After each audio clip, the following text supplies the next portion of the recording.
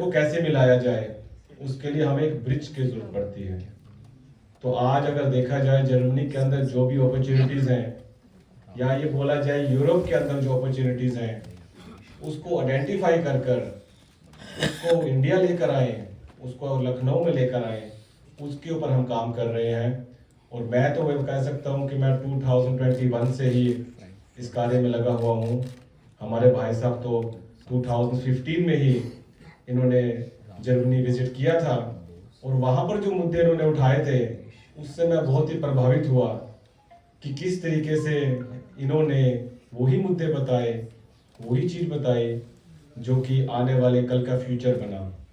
आप देखिए कि जो जो आईटी स्पेशलिस्ट पिछले 5 या 8 सालों में जर्मनी मूव हुए हैं, वही आईटी प्रोजेक्ट्स 2015 में इन्होंने जर्मनी में प्रेजेंट किए थे।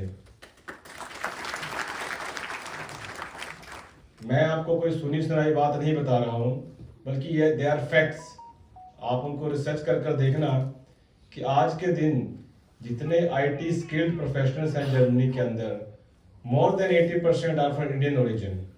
तो इन्होंने उस चीज़ का वहाँ पर आकर हमारी गवर्नमेंट को बताया था, और उस वक्त ये भगवान की इच्छा नहीं थी कि हमारा कोई भारतीय रिप्रेजेंटेटिव जर्मनी में हो, मगर आज के दिन वो समय चक्कर घुमा है। और मैं ये कह सकता हूँ कि कोई भी ऐसा काम हो जर्मनी से रिलेटेड हो, उसके पीछे हम ऐसे लगेंगे कि बिल्कुल वो काम पूरा कर कर छोड़ेंगे।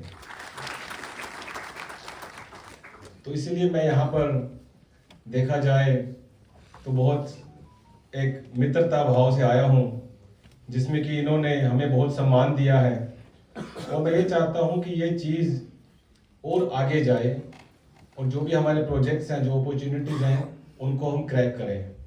क्योंकि देखिए हमारे पास एक बहुत ही बढ़िया मौका है, जिसके अंदर हम यंगस्टर्स को एक अपॉर्चुनिटी ऐसी दे रहे हैं जो आपकी आने वाले कल में आपकी हेल्प करेगी।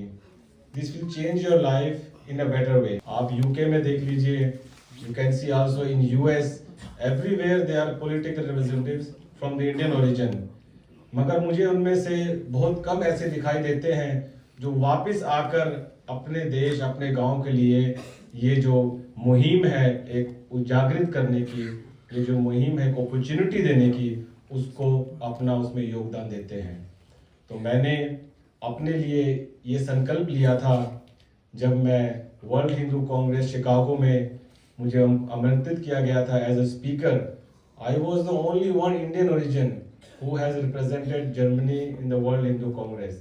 तो that time मुझे इस चीज़ का बहुत ही अच्छा लगा कि किस तरीके से हमने आने वाले कल में अपॉर्चुनिटीज़ देनी है, और उसके लिए क्या काम करना है। वो काम कैसे होगा, एक दूसरे के साथ और भी ज़्यादा बात करके।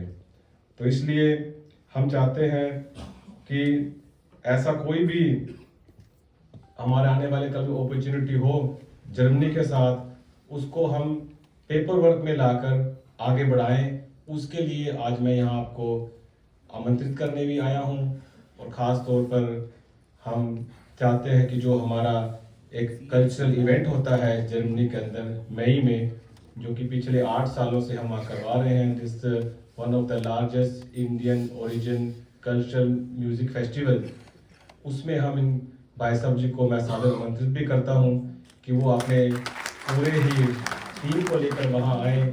जिन जिन को जर्मनी घूमना है वो लखनऊ को साथ लेकर आए। मैं ये कह सकता हूँ कि वीज़ास की प्रॉब्लम अब नहीं होगी, क्योंकि काफ़ी लोग इस चीज़ से घबराते हैं, मगर अब हमें सही रास्ता पता है। जब रास्ता सही पता होता है तो दुविधाएं कम होती हैं। लास्ट में मैं बस ये बात कहकर अपनी वाणी को विराम दूंगा कि एक बार एक बहुत ही एक्सपेंसिव मशीनरी थी जर्मनी की, वो ख़राब हो गई। तो उसमें उन्होंने मैकेनिक को बुलाया, उसमें उस चीज़ को बताया कि मशीन ख़राब हो गई है, इसको ठीक करवाने के लिए मैकेनिक भेजा जाए। तो वो एक पेपर वर्क करने वाली मशीन थी, बहुत लंबी थी, जैसे ये ऑडिटोरियम है ना, इससे भी लंबी मशीन थी। तो जो मैकेनिक आया उसने उसका एग्जीबिशन किया, देखा आगे पीछे जाकर, पूरा एग्जामिनेशन करने के बाद तो उसने एक छोटी सी जगह जाकर एक स्क्रू को थोड़ा सा टाइट कर दिया और वो मशीन चल पड़ी। तो जब उसने वापसी जाकर पेमेंट मांगी ओनर से, तो वो लाखों रुपए की थी। उसने बोला आपका तो काम सिर्फ 5 सेकंड का था, why are you expecting so lot of money. तो उसने बोला कि ये काम सिर्फ स्क्रू टाइट करने का नहीं था, ये काम वो था कि सही स्क्रू को टाइट करने का।